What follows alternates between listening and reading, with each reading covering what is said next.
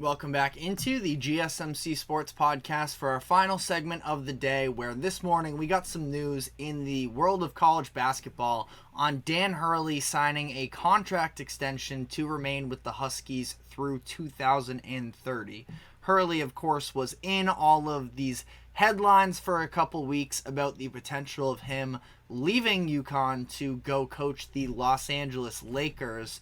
And that definitely had the sports world tied up around his name, even more so, had just won back-to-back national championships, first time since 2006-07. That was just sort of a, start to the national recognition of Dan Hurley, who absolutely deserves it because he's been a really good head coach, but there's nothing like a good Lakers headline to get sort of more casual sports fans interested in you. And, ultimately he turned them down. He's staying in Storrs, Connecticut, and he's staying there for years to come as he is rewarded for turning down the Lakers with a new 6-year contract that is baseline of $50 million. Now, the contract is going to include performance-based incentives that can make him more money, but it is interesting that the number is, and interesting is sort of a weird way to put it. He got offered less money at UConn than he did with the Lakers, who gave him a $70 million contract offer over the course of 6 years. I don't want to make this a whole conversation about the Lakers, but I think that ultimately for him, just the stability is really what kept him at Connecticut. The NBA in general, but especially the Lakers, with the way that they've been run the past decade or so, have not exactly been a place where you can ever feel great about the, your job security. Even Frank Vogel, after helping lead the Lakers to the 2020 championship, he was fired just a couple years later. So it's not exactly a great place to go if you want to be somewhere long term. And Hurley has clearly carved out an awesome role for himself in Connecticut that he's probably never going to have to pay for another meal in Connecticut for the rest of his life. But, $50 million in college basketball is pretty substantial. No, it's $20 million less than what the Lakers were offering him. But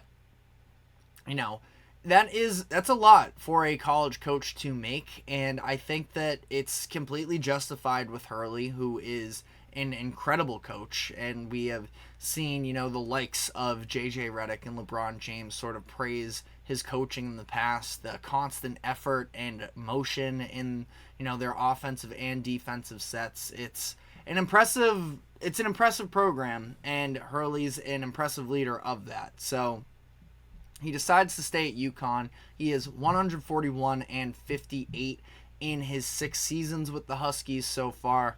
Past 2 years combined, 68-11, which is the best 2-year stretch in program history. Then you add to that winning back-to-back national championships in the sport that I would consider, just playoffs-wise, is the hardest to repeat. The single elimination from round 64 on.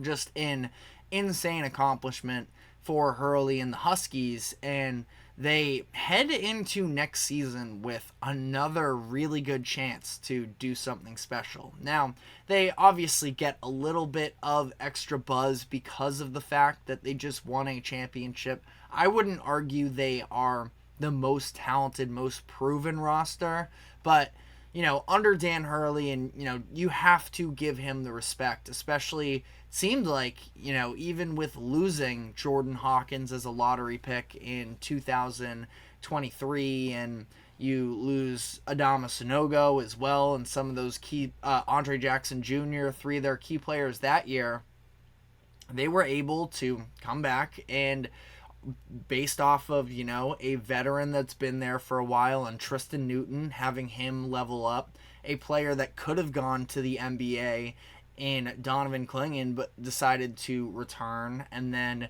getting a top 10 recruit in the high school class they were able to sort of, replace a lot of those losses. And that's kind of similar, not the same roster configuration, but just when you put it sort of broadly like that, a little bit what they got this upcoming year, because they lost Stephon Castle and Donovan Clingan, who were both top 10 draft picks in this year's draft.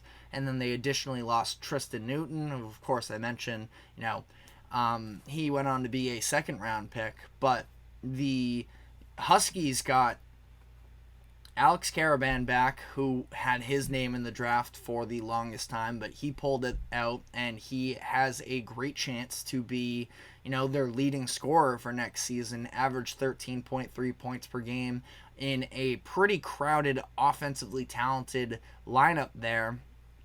So he's going to get a golden opportunity. They were able to get a top 10 recruit as well in Liam McNeely, who I can't say I'm an expert in terms of high school basketball, but his profile is, man, this kid can shoot. And that's something that pretty much translates at just about any level. I'm not sure how much on-ball creation he needs in order to do so, but I would have to imagine that, you put an elite shooter in the conversation with a Dan Hurley offense, he's going to get his looks and something that could be impressive there. And then, a veteran as well, this one going out of town in order to find that Tristan Newton maybe role, but getting Aiden Mahaney in the transfer portal from St. Mary's is a pretty big deal in my eyes. All WCC, West Coast Conference, in both of his seasons there at St. Mary's, headed into his junior year. And I think that he can, not be Tristan Newton quite with the numbers that he had going for him last year, but at least be, the reliable veteran that they lean on often. And, you have a lot of other, returning players as well off the bench, Solomon Ball, Hassan Diarra, all of those types of players that can at least, be in the conversation as well. UConn enters next season, at least according to ESPN, as the number 3 team in their way too early rankings. Now, we're still about 4 months away from the actual season, so you can't put all that much stock in whatever that means, but especially, a team that just won the national championship that is naturally going to get a little bit more, buzz coming into the next season, and let alone winning back-to-back national championships. But UConn's going to be in a great position again, and odds are going to be in your favor if you say you don't think they're going to win it, which, I can't say that I'm at least, in that mode of college basketball yet enough to, definitively give out my pick as to who's going to win it next year. But UConn is definitely going to be in the conversation, and with Dan Hurley, you just have to imagine that he is going to elevate the players on his team. Now, going to be a little bit of a younger group maybe than times in the past, but they have a couple veterans in Caravan and Mahaney that can help lead the way. They have a lot of players familiar with the system, didn't have many meaningful players for them transfer out, and they end up bringing in a super talented freshman, just like they did last year with Castle, but this time with McNeely, and I think that his skill set is going to translate. So definitely a lot to be optimistic about if you are a Huskies fan.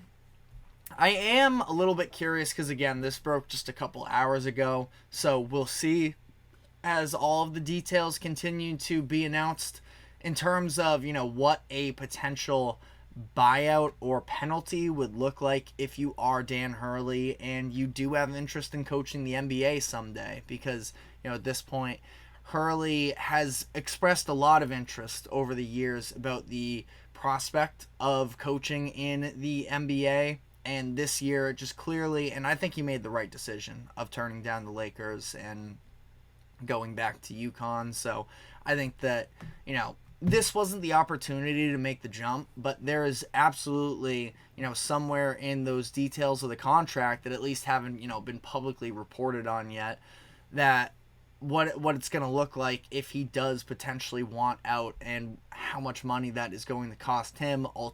Ultimately an NBA team would probably cover those costs, but it is something to consider about how steep the price would be to sort of steal Hurley away from UConn now at this point with his new contract extension. But again, we're talking about 2030 is when he is going to be, free agent is probably the wrong term, but, along those lines. He's just 51 years old right now, so that's kind of still plenty of time if he wanted to make the jump, not even at 60 years old. We'll see, because it is definitely an interesting conversation. He could just end up being one of the best head coaches in college basketball history if he'd like to, but there are going to be NBA teams that are going to, be knocking on his door in the next few years. So we'll see how all that plays out. But that is all the time we have for today. Thank you very much for tuning in to the GSMC Sports Podcast. Thank you to the GSMC Sports Network for allowing us to host this show. Remember to like, follow, subscribe wherever you keep up with us. Be sure to check us out on social media as well for more exclusive short content. And we will be back tomorrow afternoon, same time as always, 2 o'clock p.m. Eastern. We will see you then. Take care.